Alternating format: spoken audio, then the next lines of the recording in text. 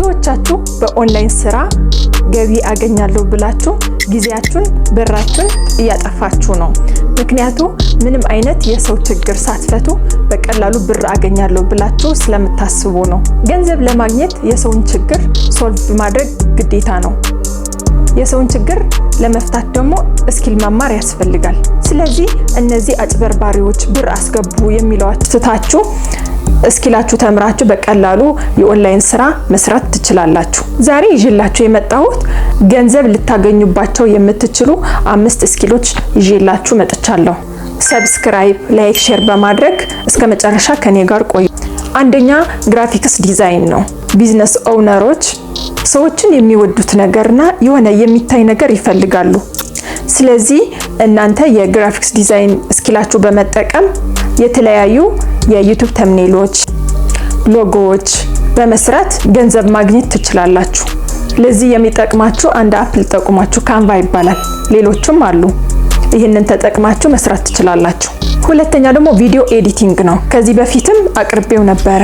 ቪዲዮ ኤዲቲንግ ካፕከት በተለያዩ የኤዲቲንግ አፕሊኬሽኖች በመጠቀም ሪልስ፣ ሾርትስ የተለያዩ ቪዲዮዎችን ኤዲት በማድረግ ገንዘብ ማግኘት ትችላላችሁ። ሶስተኛ ደግሞ ዲጂታል ማርኬቲንግ ነው። ብዙ የቢዝነስ ሰዎች ምርቶቻቸውን መሸጥ ይፈልጋሉ፣ ግን ደግሞ የት እንዴት የሚለው ነገር አያውቁም። ስለዚህ እናንተ የዲጂታል ማርኬቲንግ ስኪላችሁ ተጠቅማችሁ በፌስቡክ አድ፣ ኢንስታግራም ምርቶቻቸው እንዲታይና እንዲሸጥ ማድረግ ትችላላችሁ። በዚህ ዲጂታል ማርኬቲንግ በጣም ሰፊ ኤስኢኦ ይባላል። ኢሜል ማርኬቲንግ፣ ኮንቴንት ማርኬቲንግ ብዙ ናቸው፣ በጣም ብዙ ናቸው። እና ለብቻው የዲጂታል ማርኬቲንግ ቪዲዮ ሰርቼ አመጣላችኋለሁ። ሌላ ደግሞ ኮፒ ራይቲንግ ነው። ይህም የዲጂታል ማርኬቲንግ አካል ነው። ኮፒ ራይቲንግ አዲሶችና ቋሚ ያልሆኑ ደንበኞች ቋሚ እንዲሆኑ የማሳመን የማድረግ ስራ ነው። በኢሜይልም ይሁን በተለያዩ በሜሴጅ መስራት ትችላላችሁ ማለት ነው። አምስተኛ ደግሞ ዳታ ኤንትሪ ይባላል። ድርጅቶች ብዙ መረጃ አላቸው። ያንን መረጃ ደግሞ ወደ ሲስተም ማስገባት ነው። ይህ ስኪል በጣም ቀላል ነው፣ ግን ፍጥነት፣ ጥራት፣ ትክክለኛነት ያስፈልጋል።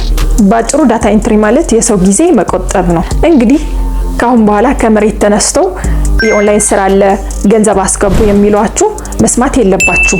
እነዚህና ሌሎች ያልጠቀስኳቸው ስኪሎችን ተምራችሁ አሪፍ የኦንላይን ስራ መስራት ትችላላችሁ። በቀጣይ ደግሞ እነዚህ ስኪሎች የትና እንዴት መማር እንዳለባችሁ የሚገልጽ ቪዲዮ ይዤ እመጣለሁ። ላይክ ሼር ማድረግ አትርሱ። ሰላም ሁኑ።